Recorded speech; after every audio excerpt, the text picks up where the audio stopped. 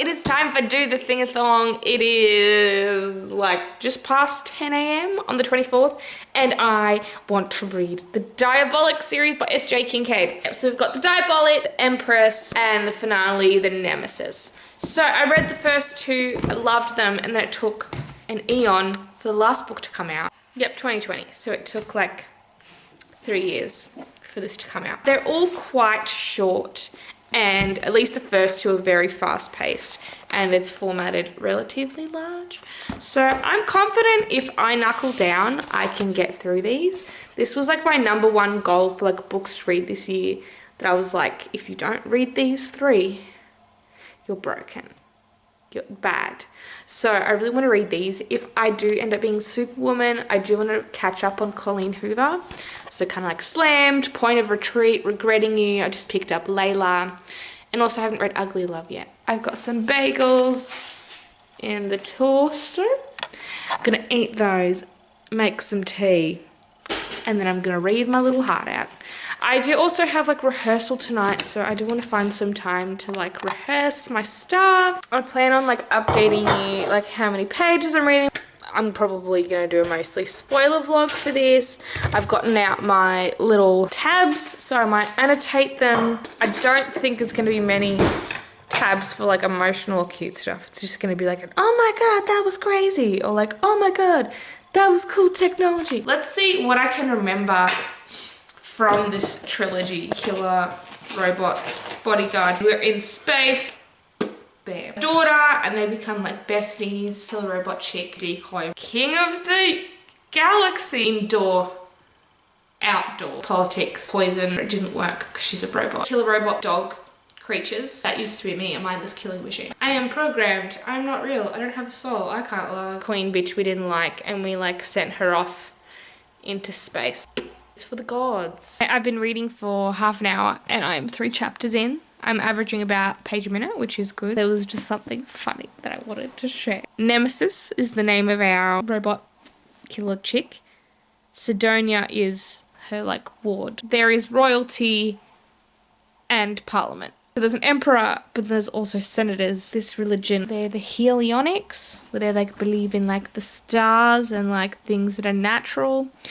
And so Sidonia's dad is a bit of like a heretic because he's like science, and they're all like no. But it's a bit hypocritical because it's like, well, if it's that big a deal, then why is it still okay that we're using technology? There's like planets that are called excess, those plebs that just like live on a planet because we're just like in the middle of nowhere on this like floating fortress. So I'm just loving Nemesis's like reactions to things because she doesn't like understand everything. She'll be experiencing an emotion, but she doesn't have the name for it. So she's like, for some reason, like my stomach clenched, and I was like, yeah, that's an emotion. #1 directive is like protect this kid, but to the point where like she'd kill her mum if her mum was mean to her. Diabolics, the killing machines, have been like recalled because they're too violent and a bit like too crazy because they're like killing people over like slights. Even as I spoke, I visualized the blow I'd used to kill her. A single strike to the back of the head.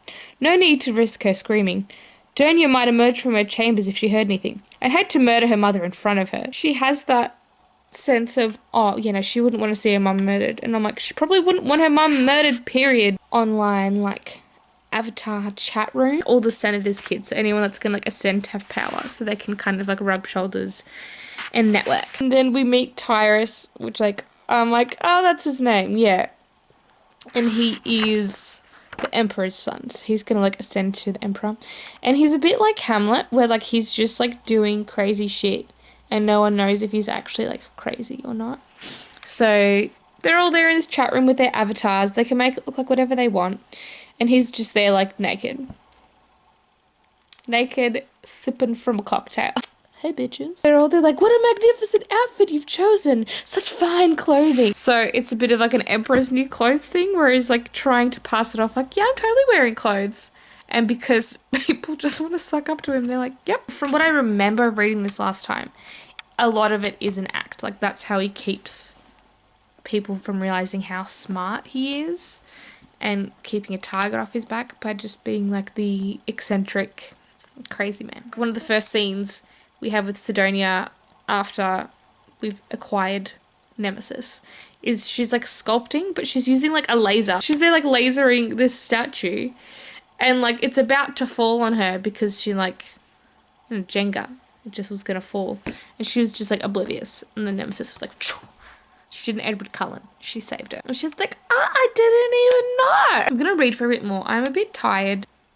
Might have a nap soon. So in total, I just read for an hour and 20 minutes, and I read 74 pages. I'm feeling pretty sleepy. And I just remembered that I have an errand I need to do today. So I'm thinking I might have some lunch, have a nap, have a shower, and then go get this thing. Interesting things about the politics of Diabolic. Centuries ago, there was like 5 planets that were devoted to like scientific and technological advancement. And then there was like a supernova that like blew them all up. And then they were like, yep, that's a sign from God, everyone. And then so then they like destroyed any other like traces of like databases of this knowledge because they're like, see what happens? The gods destroy it. They don't want us to do that. It's blasphemy. And so there's no new technology being created. Whatever ships they have are the only ships they have. And they have ships, they have machines that repair the ships. And then machines that repair the repair machines, which repair the ships. But they're deteriorating because technology always needs advancement. It's not made to last forever. And so that's kind of how we have this power imbalance, where we have the grandiloquy, where they're the only ones that have the advanced technology. This religion is like stopping the excess from learning how to make their own ships so that they can control them and control whatever ships they have. I'm finding the dynamic between Nemesis and Donia to be very interesting, because it's almost got like the vibe of like a toxic relationship where Nemesis is straight up like, I am not human, I don't have a soul, I don't care about your feelings, I'm just a robot to protect you. And even though Nemesis has feelings, it's not the same as Donia at this point. And Donia's like, but I love you and we're besties. I get it, but I'm also like, Donia, you're so whiny. But then I also kind of have to think like, she doesn't really have any other tangible friends. And there was a scene where Nemesis like killed someone in front of Donia because they knew too much and it was gonna fuck shit up. And Donia was like, why? She was trying to help us. She's like, do you see what I am now? Where's that speech actually? She's like, yeah, don't you understand, Sidonia? I'm not your friend. Friends are equals. We're not. I'm not one of those tigers over there, genetically fashioned to be cuddly and bare my belly for you. I'm not here to be a companion. I'm a murderer, here to kill for you or die for you as needed. I'm your tool, your weapon, your property. Hierarchy power shift about what servants you use for different things. Oh yes, they're called employees. They're like human workers. And so Nemesis is like, okay, but if you can't like control them the same as robots, they cost more. Like, why would you do that? They're like, it's like a matter of pride that like we can afford real human people and we can control real human people. So I'm confused because like they're being paid, but they still feel like slaves. And they have this thing where like they shave a bald patch, and then whatever family they serve, it's like tattooed on them, on the bald spot. With the cosmetic side of things, like they can literally change anything. You get electrodes or something like woven into your hair strands, and then that can either, and then from there you can make it be like, be curly, be straight. And then it also has like lights in it, so you can like just turn on lights to change the hue of your hair. Let me recap. So basically dads are like, yeah, science is not so bad, we should learn it.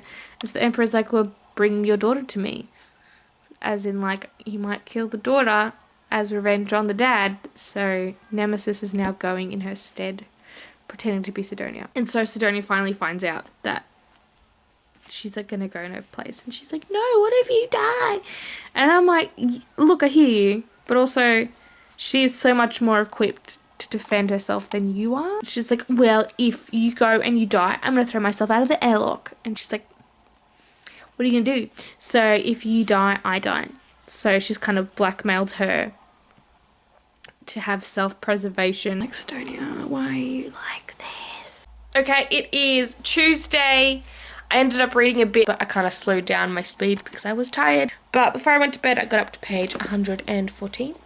I'm loving it though because they're trying to fuck with Nemesis by like being really cruel, and she's like, oh yeah, I'm meant to have some kind of response to this. I'm meant to be human. It's like 20 to midnight. I did end up reading a bit more of Diabolic. I'm here in bed. I've made myself a cup of tea and I've lit a candle. I'm also going to do myself like just a sheet mask. I got these online from Amazon. They're like Korean face masks and they're pretty good. So yeah, I'm going to try and read as much as I can before I just like fall asleep. I'm on page 204, so not bad, not bad. It's an average of 100 pages a day, which still isn't enough to finish the books, but I really want to see how far I can get. Crazy stuff has been happening in the book, but also kind of remembering what happens, and I'm not like as emotionally connected. There have been some good passages about Nemesis being like, you know what, I do matter, where she kind of saves some artificial life forms and decides to control her own destiny. So even though she's like not human, it's still very empowering.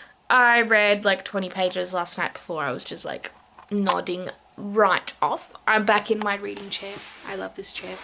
And I'm gonna read some more. I also updated my tabs because I was reading like not at home. All the tabs now. The political intrigue is getting a bit crazier and I'm enjoying it. And I'm just waiting for when the twist is going to happen that I remember from my first read. So we shall see. I am up to page 226. If I can finish this today, that would be good, and then I'll be on track mostly for finishing. Nemesis is a bit longer than both of these. So fingers crossed. Hi, hello. It is Thursday and I finished the Diabolic today. I was very close to finishing it last night. Then I fell asleep on the couch and then I found a second wind when I got up and went to my bed, and then I had 3 pages left and I kept falling asleep, and for the life of me I could not. So I finished those 3 pages this morning, as well as backtracking a little bit because my tired brain couldn't remember everything for me. And I still enjoyed this, but I definitely think I enjoyed this more the first time that I read it. I think that's just because it's been a few years. My reading taste may have matured a bit. And, you know, I did start to remember, oh yeah, that's what happens rereading it. I do enjoy, though, that both Nemesis and Tyrus are very morally grey characters. There is something that we're still not sure if he did or not, and I don't remember exactly what happens in the Empress, but I think there is another betrayal or faux betrayal. Like, it's a bit everywhere. I'm not very far into this at all. I've only read like 18 pages. Okay, it is 11:50 on Saturday the 29th. I've only got today and tomorrow left of the readathon. I read like a decent chunk of the Empress just on the couch last night because I got really good and I forgot most of the things that happened, so that's good. I gotta say, like, from the first book and this one so far, any cute moments have rarely been between our love interests. Like, I just don't. And I feel like I remember he betrays her again. We find out he betrayed her before in this book, but it's been a while, so like I'm not sure. But at this rate, like, I don't think I'm going to get to the Nemesis as well.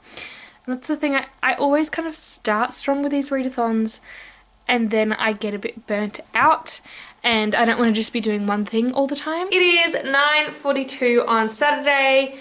I've gone to rehearsal, I've gone to the show, and I've drawn myself a candlelit bath to read by. Look, date for myself. Hopefully there'll be enough candlelight. I finished The Empress about an hour or 2 ago. It's Sunday night at 7 p.m. I like nearly fell asleep multiple times, but I finished it. I still enjoyed this book more than I enjoyed Diabolic, so it kept its 4-star rating for me.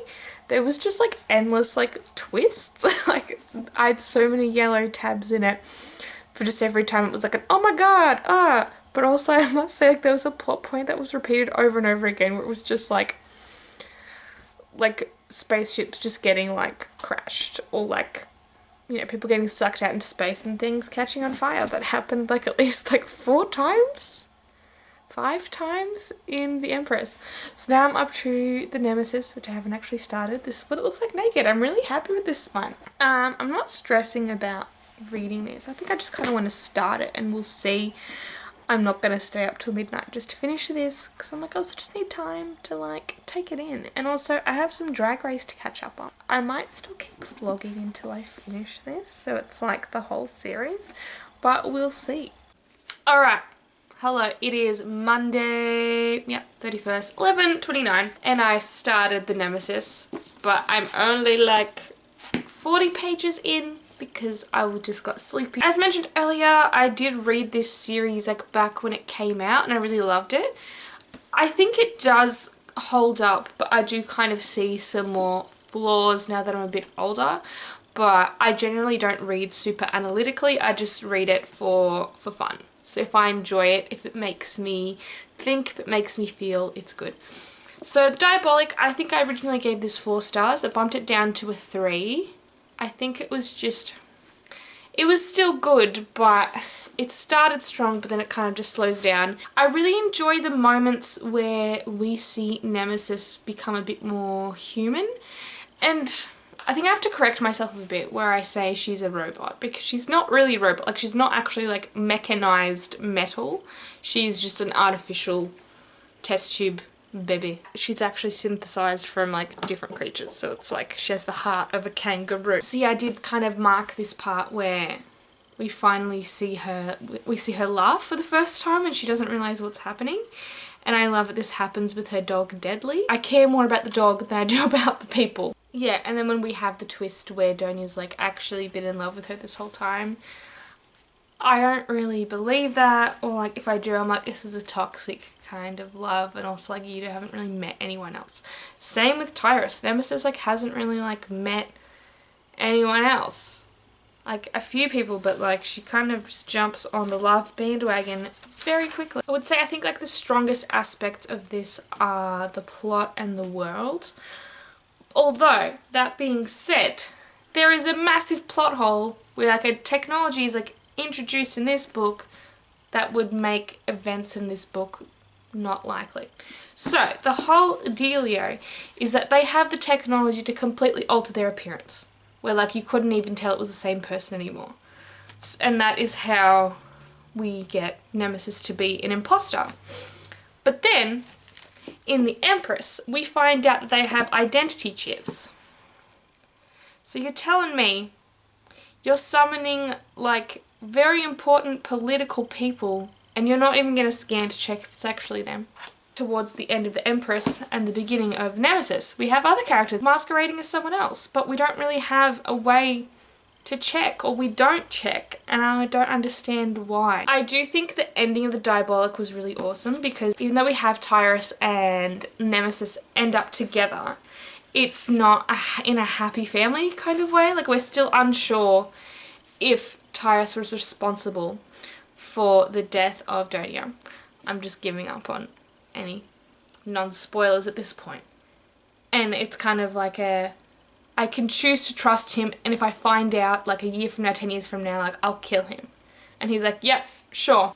Oh, isn't that sweet? The two messed up, manipulative, cunning people end up together. We bring back this fable that we're told about earlier about a scorpion and a toad, where they're trying to cross a river. And the toad's like, how do I know you won't sting me, Scorpion? And the Scorpion's like, because if I sting you, we'll both die. But then the Scorpion stings the toad anyway. And it's just meant to be a tale about how, because it's in the Scorpion's nature, it doesn't matter what they promise you. If it goes against their nature, it's not going to happen. So our very last section of the first book. So some might call us a monstrous pair, and they would be right. Tyrus and I were both scorpions in our way, dangerous creatures crossing the most treacherous of rivers together. Together we might sting, but we also would float. Perhaps scorpions were the only ones who could save each other. Whatever lay ahead, it would always be the two of us above the rest of the universe, and woe to any who dared step in our path. Uplifting but evil ending. Also, there's like a mass murder at his coronation, and it's all just very like, oh my god. And I love when this is explored so much in like Black Mirror and like stuff like this, where artificial life is treated less than. And from all the fiction I've consumed, I'm like, no, they have feelings, they have thoughts, they have dreams, they have souls. Spare them. But also if it happened in real life, I don't know if I would feel that way. Like, it just really depends, because it's like, you can't always know what's going on in there. It's like the barbarous treatment of the exalteds and the servitors. Like when we first get to the chrysanthemum, our like big royal ship court, one of the servitors is ordered to just like skin themselves, but like they can feel that and they're in pain. Like they're not just like motionless robot bots. One of the funny points we did have was we go down to a planet, and just the culture shock of the planet is great, where there's a storm and lightning is flashing and thunder is striking, and Nemesis' first thought is that like it's an invasion, that it's like ships firing on them, and she goes to save Tyrus and he has to be like, no babe, that's a storm. It happens, it's normal. Going back to what I was saying before, like I do enjoy the contrast we have between these crystallized beautiful moments where Nemesis is like, oh, I laughed, oh, I recognized beauty, oh, I know what love is, intermixed with, I'm gonna kill them, oh, there's slight inconvenience, must kill them. Like just the savagery with the kind of childlike discoveries.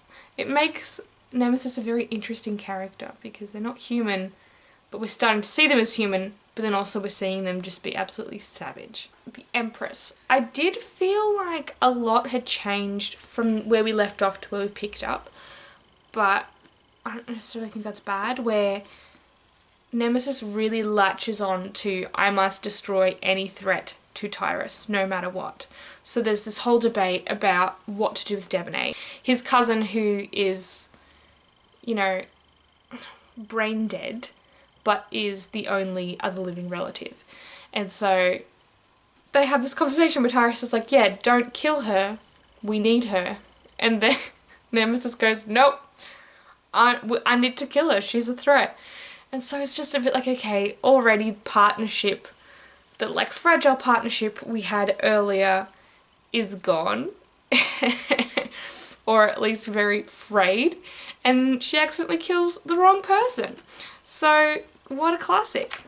S.J. Kincaid does a wonderful job of creating obstacles for our goal, which is good to keep the story moving, but also just so frustrating, because Tyrus really wanted to change the world, but he needs the approval of all the vicars of the Helionics to actually control this scepter. So he has this scepter. This is kind of like what a lot of this, the plot of this book is based around.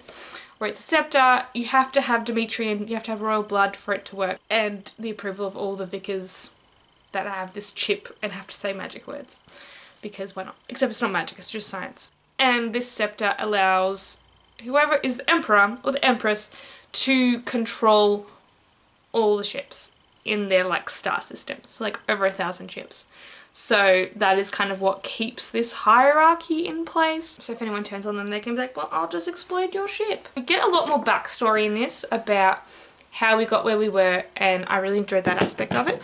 So it turns out there is the interdict, who is kind of like the pope for them, like their grand supreme religious bro. There's kind of all this mystique around him because no one's actually like met him in a long time. They're like in the separate star system, and this like sacred city that people aren't actually sure if it exists, but there are tales of like, oh, they're like 500 years old, they're like 1,000 years old, they're like immortal. A big part of why Tyrus can't get the approval of all the vicars is that he wants Nemesis to be his empress. And they're like, no, she's an abomination, you need a real lady. So then he and Nemesis decide to go on a little whirlwind trip through space to see if they can meet this guy and get Nemesis granted personhood, which is a thing apparently, and see if he can convince the rest of the vicars to give him power. They get there, turns out it's real. And so Tyrus is like, yo, I need your help, man. Also, like, how are you so immortal? What? And they're a bit dumb. It takes them a bit to cotton on. This also might have been my memory coming back from the last time I read it, where time passes differently at different points in space.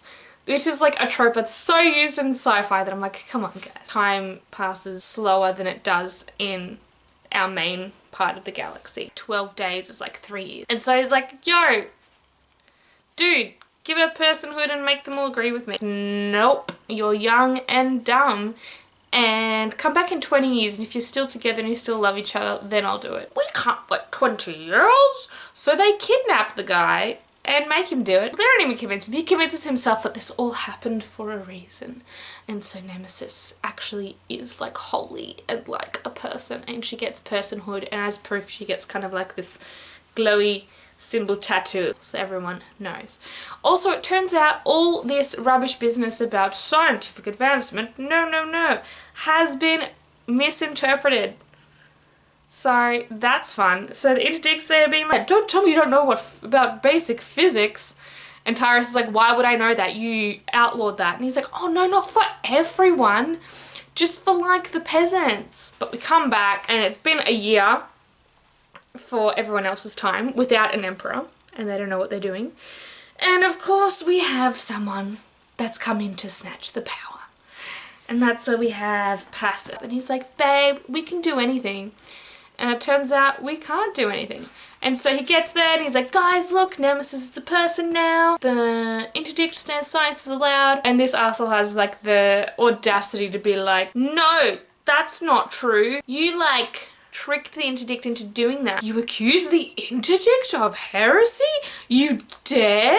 While we were gone, everyone else banded together to commit genocide. So we have this planet where our pal from the first book, Nevani, which I keep thinking is like Navani from Stormlight, but it's not. Basically, this planet wanted independence. They set off this resolvent mist, which is basically just like a bioweapon that makes people die within like 10 minutes. And they're like vomiting blood and like bleeding from their eyes, and it's like really horrific. They inoculated a few people or rescued them from the planet, but like everyone died. And so we're like feeling real defeated. And because they've committed this genocide together, it's a bit of like a we're on this together. So Pass is like, if I'm going down for this, if I get punished, you have to punish everyone. And you can't do that. And then we get in this sticky situation where Tyrus like pretty much has no power. And he gets blackmailed into becoming an addict and a puppet for Passus. Otherwise, he'll kill Nemesis. In the past, Tyrus has kind of like trained himself against drugs so he can still think clearly. But this is like a new drug. And it's like really addictive. Passus is the only one that has it. And before this happens, he kind of has a little like sidebar with Nemesis being like, babe, just trust me. We can beat this. I can do it. Tyrus is just like this drugged trophy that's dragged around and like shown at parties. And we find out this drug actually like deteriorates his brain and his like ability to empathize with people and feel. So the idea is to get him on it for so long that he stops caring about Nemesis or stops caring about anything really, and they can just control him. But they have a plan. It's like the day of their wedding. And of course the plan is, let's cave in the roof. And so the whole thing was like, oh yeah, we'll crash in the roof. I'll tie a rope and like just hold on for dear life. But the thing is like, you can't, you're not strong enough to save us both. And in the end, she was like, oh my god, he was right. I wasn't strong enough to save us both. I was barely strong enough to save myself. Oh. Let's go see the interdict again. Get him to come in person and fix this mess up. Navani's real spiteful because the interdict is the reason that society is the way it is. So they rescue the interdict to be like, come on, let's fix it. And then Navani's like real badass. But I'm also like, bitch, why? And she blows up the sacred city and then murders the interdict. And she's like, that's right, bitch. And then Nemesis, they're like, what the hell are you doing? And so obviously Nemesis is like, well, we gotta go back. And Navani's like, absolutely not. They'll kill us on sight and no freaking way. And they end up just like abandoning Nemesis in the ruins of the sacred city. She has to wait for the next window to safely leave. And that means 3 years will have passed for Tyrus by the time she can get back to him. We make it back. Everyone thought she was dead, so they're like, oh my god, Nemesis, no way. We see Tyrus and he no good. Oh, also it was really cute. While she was like stuck in these ruins, she found a book of Tyrus, and it's Hamlet, but she like doesn't know what it is or what it means. Tyrus is, oh my god, he's actually okay. And so he's like, yes, I've been faking. I like found a cure to like nullify the effects of the drug. And like, yeah, obviously I couldn't give myself away. He double-crossed her. I don't give a shit about you. That was all an act. Let's lobotomize you, but in a holy way. Plot twist yet again. The fumes come out, but it's actually a resolvent mist, which is the bioweapon from earlier. And Tyrus has inoculated a select few people not to die. And he was actually being like a triple agent. So he actually does still care that that was still an act. And it's a bit like, Tyrus, no, you just killed like a lot of people. But I did it for you. I love you. We can rule with an iron fist. Too far, man. All these vicars that I need approval from, he chopped off their hands, took the chip, put it in someone else, and like made them say the words. Bow down to me, bitches. He explodes a ship. Dude, no. You're right. I just care about you so much. Too much. You've clouded my thoughts. Stabs her in the chest. No! Then she wakes up on the ship with Naveni and the other Diabolic. So it turned out Gladdock gave her something that would make her look like she was dead. So that's the second instance where they're like, let's kill someone, and like didn't check if they were dead. You must be stopped. I'm gonna kill him. And that's the end. Action-packed. Fun. I gave Empress 4 stars. I think that stayed the same. I did enjoy just like how fun and fast-paced. There were so many like twists and oh my god moments, which was good. I just was a bit annoyed that a lot of them were like, oh no, the ceiling, it's crashed in and we're in space. Like a lot of genocide. It reminds me of the 100 in that way, but I'm like, how are there any people left? I only just started in the Nemesis. Nemesis is there like, it's time to kill him. But then she's also like, oh my god, the memories. Figurehead a la Katniss Everdeen. I don't really know how this is gonna end. I hope it ends with her killing Tyrus. If like we can save him and they end up together, I'm gonna be not so happy. Speaking of like Mockingjay, this reminds me of the events where Peter is hijacked. He's bewitched, Cedric!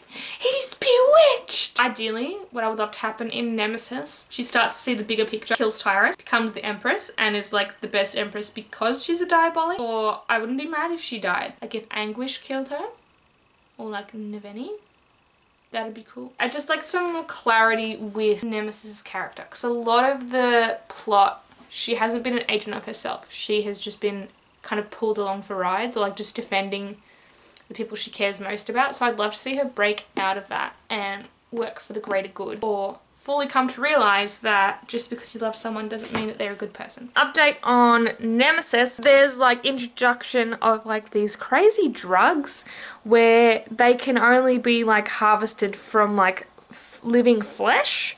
So they're like planting, I think they're like these like plants that like grow out of you, and then they like harvest them off you, and it hurts and it's bad. But to make it the most potent, it's best when they're harvested when you're in like panic terror states. So they're like electrocuting people and like purposely getting them like not good. For good drugs, for the grandiloquy up in space. Apparently like because you're just like putting your body into that state, eventually it stops feeling terror at that state from that simulation. So it's like, yeah, you're used up. Nemesis has made a friend of his little girl, and she like draws pictures for her, and she's so cute. And I just love the contrast between like, I made you something, and she's like, it's not very good, but well done, child. Like 80 pages in, and already we're back with Tyrus, and there's manipulating and like deals and blackmail. So we'll see where we go from here. I'm kind of glad it didn't go straight into, yes, let's do a rebellion, because that's just been done so many times and I'm kind of sick of it. And there was this great passage. Don't you understand that if you wait for a hero to come and solve your problems, nothing will ever change? Some problems are too large for a single person. Expect nothing of people. Especially me. She's savage, but also she is kind of right. So she can cry now, which is a big deal. So the whole thing with Diabolics is that they're created without tear ducts. And I guess that's so people are less sympathetic towards them and like don't see them as human. Empress or Diabolic or both, like moments where Nemesis is like, I have this like pent up emotion and the bastards didn't even give me tear ducts to be able to release it.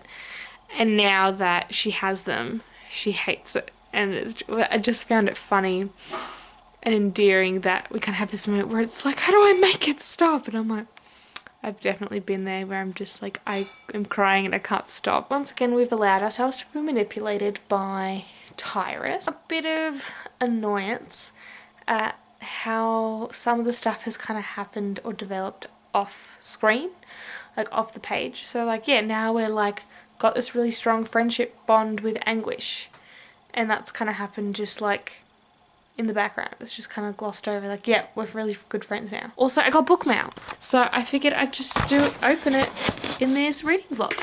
I pre-ordered it and I'm glad it's here now. Ooh, look at it. Oh, it's so big. Oh, hardback. I think I'm slowly coming around to hardbacks where like they're heavier and bulkier and more expensive, but like it's nice to kind of prop it up. This is a rom-com that's kind of like The Parent Trap, but a bit different and with a magic twist. And that's all I want to know going in. But we've got like this sister and this sister. But the thing is, like, they're not actually twins. They're just sisters and they don't look alike. So I don't really know how they're gonna parent trap unless they get some hair dye out. Oh, cute! Underneath we have a microphone. And I noticed on the front for one of the sisters, she has like a drama mask. So if there's some theatre references, I'm going to be a very happy chappy. Also, this came in the mail the other day, Malibu Rising, which I pre-ordered as well. I've only read 2 other of Taylor Jenkins Reid's novels, which is Daisy Jones and the Six and the Seven Husbands of Evelyn Hugo, both of which I loved. See, this is my issue. We have these books that would be perfect for summer, and it's Australian winter. So I can either hold on to these until it's actually summer here, or go, I'm cold and freezing my ass off, let's read about summer loving. Or it was like waffling on for a bit, I was losing a bit of interest. But then Tyrus died, and it's good, but still sad. And it was just like the contrast of Naveni being like, yeah guys, we won! And Nemesis being like, oh, we won. I don't know if I buy the situation though, because basically they set a trap to lure Tyrus to be like, oh, we've got your girlfriend. And he comes to save her and he's like really nice. And I was kind of waiting for the other shoe to drop. I don't believe Tyrus actually still loves her, because of, he already tried to like kill her, and then when she was like, leave me alone, he let her go free. So maybe he still did, I don't know. And in that last moment he like saved her. So it's like, was the Tyrus we know and love still there? Just because I don't love him 100%, but still. I have a feeling he's not dead. But he's dead. But there's still like 200 pages left. So I don't know what's going to happen. They've kind of been like hinting at like Anguish and Naveni kind of maybe making amends. It hasn't been built up enough for me to care, honestly. So like we'll see if that can be done in any way that's satisfying. Okay, so I've given myself a bit of time to breathe, but the book got crazy. It got crazy. I was sitting there being like, oh, it's kind of waffling. It's kind of not as action-packed. I'm getting a bit bored. And then Tyrus dies, which I think I already told you guys. But wait, there's more. It turns out he left like a coded message in her hair clip that Anguish had, where it was like, if you've seen this, I'm dead. This has all been part of my plan. And it was actually Tyrus with the oxygen pellets. So he, even though he like tried to kill her, he had a plan in place to make sure she wasn't killed, and getting her to hate him was all part of this plan. He wanted to show everyone how corrupt they were by making their belief in him like so ridiculous that they have to realize it. So that was why he was like, I'm a god! And so kind of setting up Nemesis to be their savior and to whip everyone's butt into shape. And so we're like, he's dead, oh no. Except he's not. And I'm like, oh my god, like I'm kind of glad it happened because more story. And like, how did I not see this happen? That's like the classic YA is like they're dead but they're not. And they even have medbots. I just didn't think of it, but it just blew my brain. And I'm really glad because Nemesis was like, oi, I still love you, but you manipulated me, and there's no trust here. You've broken my trust. And I'm like, damn right. Damn right. Also, Anguish and Naveni are so annoying. Hate it. Hate it. I finished it. I finished this series. I finished the Nemesis. Overall, I'm pretty happy. And we did get to see some happy endings with like Anguish and Naveni getting married, which I thought I didn't care, but then I was like, oh, that's nice. And like there were like some bits of like banter. I think I would have liked if this series had a bit more banter and funny moments, but like the whole thing is the politics and the complexity of this main romance, which was done very well. Same where I'm like Tyrus gives me the shits, but I still felt for him, and I'm glad that he got to escape it with Nemesis. I kind of like want like a little novella because we kind of jump 2,500 years into the future and rescue him from a black hole. And so they're pretty much like, no one's going to hunt them down anymore because they don't know who they are. Well, they won't believe that they're still alive. I just want a little novella to like see where the world is now. But also like it's nice to see that they're just like happy. It was nice to get a little cameo of Atmos again at the end, which was the little girl from the beginning. Like if there is a novella, it'd be interesting to see if there's like Naveni and Anguish's kid. And if Anguish is still alive, like how long can a Diabolic live? Like I know they're not robot, but they're like superhuman and with medbots. Anyway, yeah, well we did get a hint anyway, like technology's advancing. Nemesis has been like doing TED Talks at schools basically. I gave it a 4 stars. There were some kind of plot conveniences where it's like, oh, something is introduced, which we didn't even end up using.